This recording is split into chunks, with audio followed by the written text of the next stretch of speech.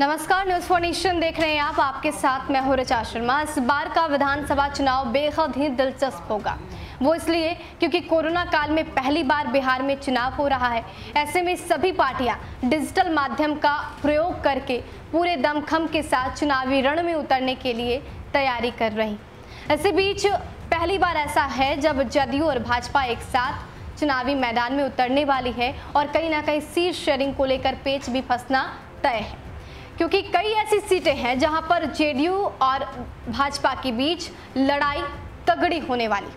8 ऐसी सीटें हैं जहां पर भाजपा का टिकट कट सकता है। वो किस लिए ये आपको बताएंगे, लेकिन उससे पहले आपको बता दें कि यहां पर जेडीयू ने अपनी दावेदारी पेश कर दी है और भाजपा की मुश्किलें बढ़ा दी। पटना और गया समेत कई जिलों के विधानसभा क्षेत्रों के विधायकों का टिकट कटने की संभावना, जिनका टिकट इस बार कटने की संभावना है, इन्हें किसी महत्वपूर्ण स्थानों या फिर अन्य किसी रूप में एडजस्ट करने को लेकर भी पार्टी के अंदर मंथन शुरू हो गया है। इनमें पटना और गया समेत कई जिलों के विधानसभा क्षेत्रों के विधायकों का टिकट कटने की संभावना जताई जा रही है। हालांकि भाजपा, जदयू और लोजपा हम के बीच आपस में सीटों का बंटवारा पूरा होने के बाद ही यह स्पष्ट हो पाएगा कि किनकी सीट इस बार कट रही है। पिछले विधानसभा चुनाव यानी 2015 में भाजपा और जदयू में अलगाव होने की वजह से दोनों अलग अलग चुनाव लड़े थे। भाजपा 157 सीटों पर चुनाव लड़ी थी, लेकिन जीत महज 53 सीटों पर ही हासिल हुई थी, परंतु उसे सबसे ज्यादा 24.42% वोट मिले थे। इससे पहले यानी कि 2010 के विधानसभा चुनाव में भाजपा और जदयू एक साथ चुनाव लड़े थे। उस समय के गठबंधन में भाजपा को 102 सीटें मिली थी। इनमें उसने 91 सीटों पर जीत हासिल की थी। उसे 16.49% वोट मिले थे। वोटों का ये प्रतिशत 2015 की तुलना में 7.93% कम था।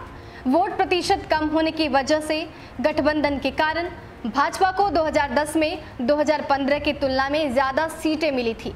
2020 में भाजपा फिर से 2010 वाले समीकरण के साथ चुनावी मैदान में है। ऐसे में कई स्तर पर बदलाव आने की संभावना है। भाजपा को ये भरोसा है कि वो भले ही पिछले बार से कम सीटों पर चुनाव लड़ेगी, लेकिन उसकी जीते सीटों की संख्या ज्यादा रहेगी। इसके लिए भाजपा और जदयू दोनों साझा रूप से सीटों को लेकर कसरत करने में लगे। कौन सी सीटें किसके लिए ज्यादा लाभकारी होंगी, या ये कहें कि किस सीट पर किसकी पकड़ ज्यादा होने के कारण वो सीट उसे मिलनी चाहिए। इस एडजस्टमेंट में इस बार 10 से 12% विधायकों का टिकट कट सकता है। आपसी कसरत पूरी होने के बाद ही एनडीए के सभी घटक दल आपसी सहमति के साथ सीटों का बंटवारा कर पाएंगे। इसके बाद ही पूरी तस्वीर साफ होगी। तो इस बार का समीकरण बिल्कुल उल्टा हुआ है। 2015 का जो विधानसभा चुनाव हुआ था उसमें जो समीकरण बिठाए गए थे वो 2020 में देखने को नहीं मिल रहा है।